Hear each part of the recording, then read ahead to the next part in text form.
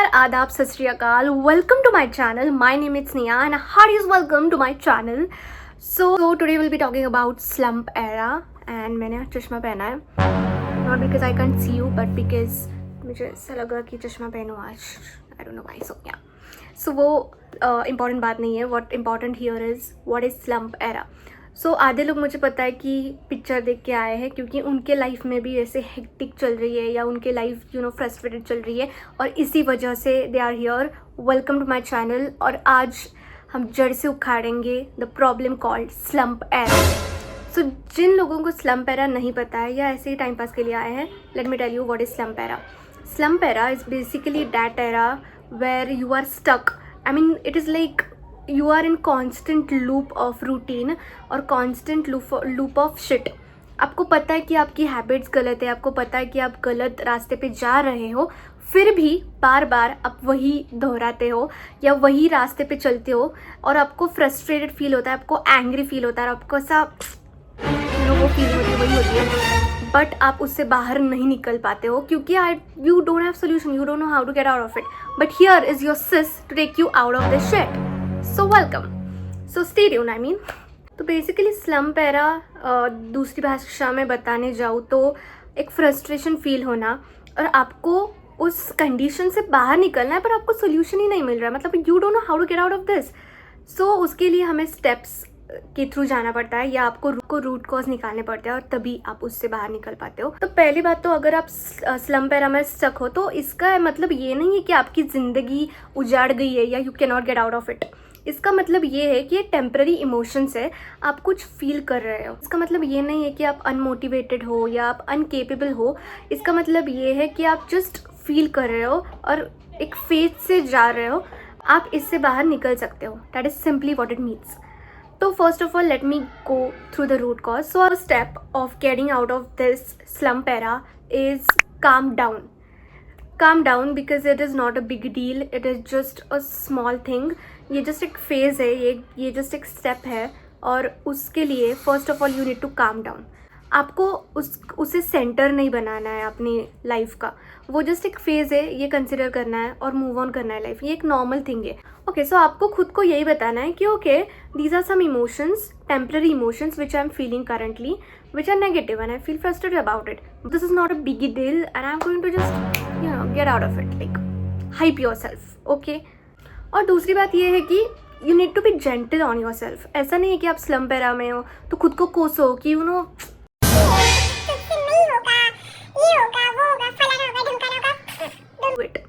Don't do it, please don't do it. ये be gentle on yourself and love yourself और cooperative रहो खुद के साथ. खुद के पैटर्न समझो और स्लो रहो खुद के साथ. Okay. Second point is re-evaluate your routine, your patterns, your habits. अब इसका मतलब क्या है कि कुछ तो वजह होगी कि आप स्लम्प एरा में फंसे हुए हो और ये एक नॉर्मल थिंग है. आपका इट्स लाइक कि आप अपना रास्ता भूल गए हो बट आपका रास्ता सही कर सकते हो राइट स्टेप्स लेके. So that is exactly what you need to do here. कि ओके आपको अपने पैटर्न समझने. जैसे मैं आपको एग्जांपल देती हूँ मेरा. तो बीच में मेरा भी ऐसा होता था कि मैं लेट उठती थी और मेरा दिन पूरा फ्रस्ट्रेशन में जाता था क्योंकि जैसे ही मैं उठती थी तो मुझे मेट्रो ट्रेन की तरह या बुलेट ट्रेन की तरह दौड़ना पड़ता था. ये करो वो करो क्योंकि मेरा कॉलेज रहता था. तो एक बहुत ही फ्रस्ट्रेटेड फील होता था पूरे दिन की प्रॉपर रूटीन नहीं हुआ. उठते ही हड़बड़ी में सब कुछ करना पड़ा, खुद के लिए टाइम नहीं निकाल पाई. और क्या होता है ना, जब when you are in Indian family तब आपको खुद के लिए टाइम नहीं मिलता है. मतलब आप जैसे उठते और आपकी फैमिली उठी होगी अगर तो वो केओस शुरू हो जाता है. तो तो इंडियन फैमिलीज़ में ये सब कुछ नॉर्मल है. तो मेरे साथ भी वही होता था. मैं जैसे ही उठती थी, अगर मेरा छुट्टी का दिन होगा तो भाई साहब इतनी तबाही हो जाती थी. मतलब मैं उठते ही केओस शुरू हो जाता था और बिल्कुल भी शांति नहीं मिलती थी और वो पूरा दिन ऐसे फ्रस्ट्रेशन में जाता था. तो वो पैटर्न्स बिगड़ते गए और प्रोडक्टिव दिन होता था. मतलब मैं I used to try being productive but वो प्रोडक्टिव भी नहीं फील होता था क्योंकि वो किक जो होती है ना दिन में जो मिलती है हमें, वो शांति जो हमें चाहिए वो नहीं मिलती है. सो मैंने अपने पैटर्न्स एनालाइज किए. मैंने एक दिन जब when emotions were at its peak तो मैंने एक पेपर और पेन लिया और मैंने सब कुछ लिखा कि मुझे क्या हो रहा है exactly. I went through the root cause और मैंने अपने पैटर्न चेंज किए और सुबह उठना शुरू कर दिया और वैसे भी चेंजेस किए क्योंकि कभी कभी क्या होता है ना कि सुबह उठने का मन भी नहीं करता है.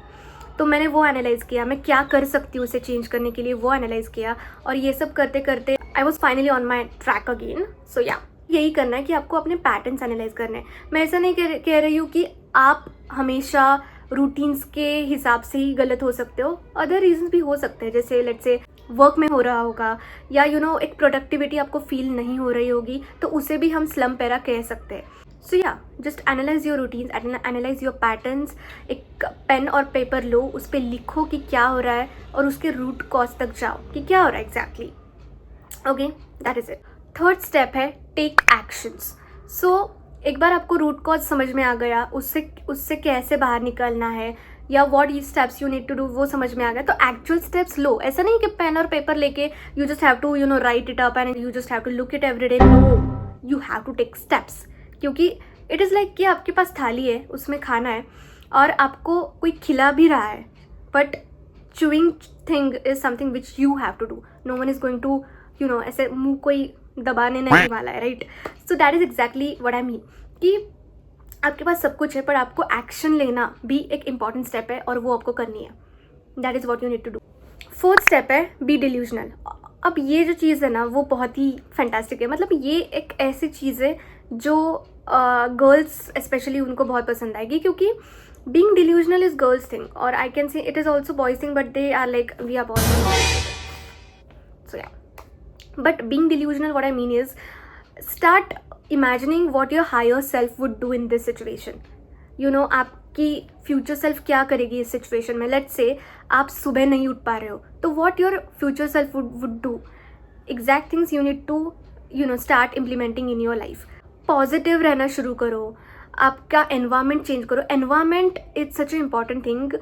लेट्स से आपको पढ़ाई करनी है और आपका मन नहीं कर रहा है, तो आपने क्या किया कि आप लाइब्रेरी में चले गए या आपने अपना एनवायरनमेंट चेंज करा, जैसे हाइलाइटर्स रखे या अदर स्टडी मटेरियल रखा, तो इंस्टेंटली है ना आपको एक किक मिलती है कि नहीं पढ़ाई करनी है। या आप लाइब्रेरी चले गए तो बाकी सब पढ़ाई कर रहे हैं ना, तो आपको भी मन करेगा कि पढ़ाई करते हो, आप टाइम पास नहीं करते। सो एनवायरनमेंट मैटर्स अ लॉट। सो आपका एनवायरनमेंट चेंज करो, उन लोगों का कंटेंट देखो जो एक्चुअली आपके लाइफ को इम्पैक्ट करते हैं, तो स्लोली आपकी लाइफ चेंज होना शुरू होगा। That is what this is also known as romanticizing your life. अपना एनवायरनमेंट चेंज करना या ऐसा कंटेंट देखना जिससे आपको मोटिवेशन मिले। So yeah, that is what you need to do. Imagine करो कि वो लाइफ क्या होगी when you have achieved your goal, when you have achieved what you wanted for so many years। तो उसे इमेजिन करो, उससे आपको किक मिलेगी कि नहीं ये करना है। वो उस स्लम्प एरा से बाहर निकलने में आपको हेल्प होगा उससे। फिफ्थ थिंग है work irrespective of your feelings. अब बहुत बारी ऐसा होता है ना कि आप सब कुछ कर लेते हो पर फिर भी आपका मन नहीं करता है।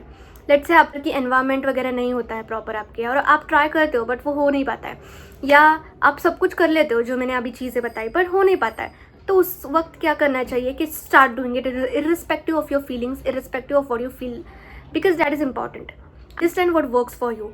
If you are not comfortable with comfort, don't give your comfort, kick yourself and take yourself to the work और करो वो काम जो आप नहीं कर पा रहे हो। उठो, इरिस्पेक्टिव आपको नहीं फील हो रहा है उठने का या आपका दिमाग हिल रहा है वो काम करने में, but just do it irrespective of everything. एक बार करो, खुद को पुश करो, no matter what happens, and instantly है ना, मतलब पहले आपको ऐसा लगेगा कि मेरे साथ बहुत होता है क्योंकि मैं सुबह नहीं उठ पाती हूँ और मेरा दिमाग हिल जाता है उठते उठते।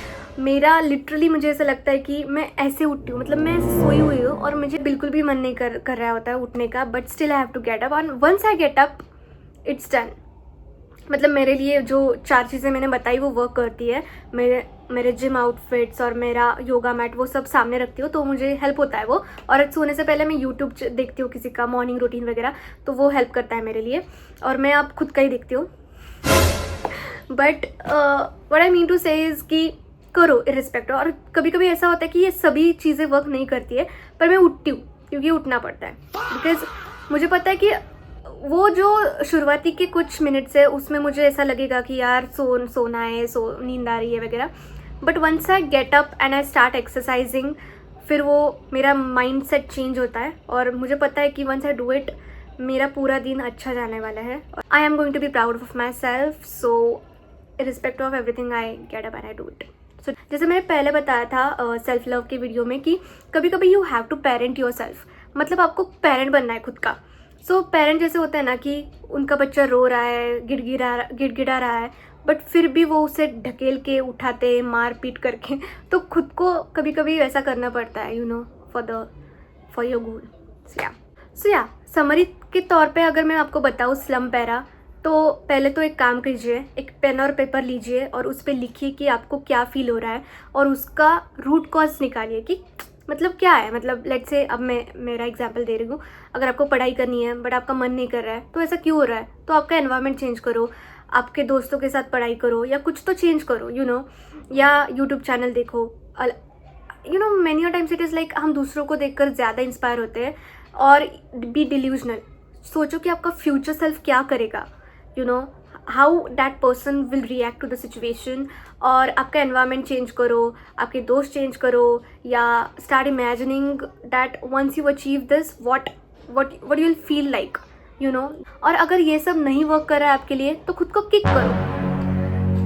Do the work irrespective of your feelings and once you do it you are out of the slump era. और जो लोग इस एरा में हैं, I can feel you. Don't worry. This is just a temporary phase that does not define you or that does not define who you are, and it is just a phase. You will pass this because आपने इतनी सब चीज़ें पार करी है life में, तो ये क्या भला है, मतलब easily you will be able to get out of it. Okay, so know yourself, love yourself, and love you lot. See you in the next video. Thank you so much for watching. और मैं और एक चीज़ बताना चाहती हूँ इस video के and में कि बहुत सारे लोग हैं, मुझे पता है कि मेरा video is not maybe not that informative as it should be, because I am a beginner now. तो लेट्स से आपको बोर भी हो रहा होगा, बट कैसा है ना कि मैं I am a funny person, but कभी कभी when you have to put on some informative things on the internet you get serious automatically. ऐसा नहीं हो सकता कि मैं हंस रही हूँ और बोल रही हूँ तो कुछ वो इम्पैक्ट नहीं पड़ता है, तो सीरियसनेस ऑटोमेटिकली आ जाती है। तो मेरा ऐसा है कि अगर आपको वीडियो पसंद आ रही हो, और या पसंद नापसंद छोड़ दो, बट अगर आपको 1% भी कुछ मिल रहा है मेरे वीडियो से तो please like my video, because like it's something जिससे समझ आता है कि ओके मेरा वीडियो पसंद आ रहा है या मुझसे कुछ 1% होना मिल रहा है लोगों को, so that just feels nice, you know. मैं ऐसा नहीं कर रही हूँ कि आप सब्सक्राइब करो, बिकॉज सब्सक्राइब करना ये आपके ऊपर है, वो आपको अगर पसंद आए मेरा कंटेंट तो ही करना। मैं किसी को भी ज़बरदस्ती नहीं करूँगी कि आप सब्सक्राइब करो, ये करो, वो करो। लाइक करना अगर आपको ऐसा लगता है कि आपको 1% भी मिल रहा है मेरे वीडियो से। और मुझे ऐसा लगता है पर्सनली कि मैं कुछ बकवास नहीं करती हूँ वीडियो में, हमेशा पॉइंट टू पॉइंट बताती हूँ, जो है वो है। तो प्लीज़ अगर आपको लगता है कि आपको 1% मिल रहा है तो लाइक कीजिए, क्योंकि ये अच्छा लगता है, यू नो, बिकॉज एफर्ट्स बहुत है इस सब प्रोसेस में, तो it just feels nice when you people like. And with this I want to end the video. I hope you like my video and see you in the next one. Bye bye.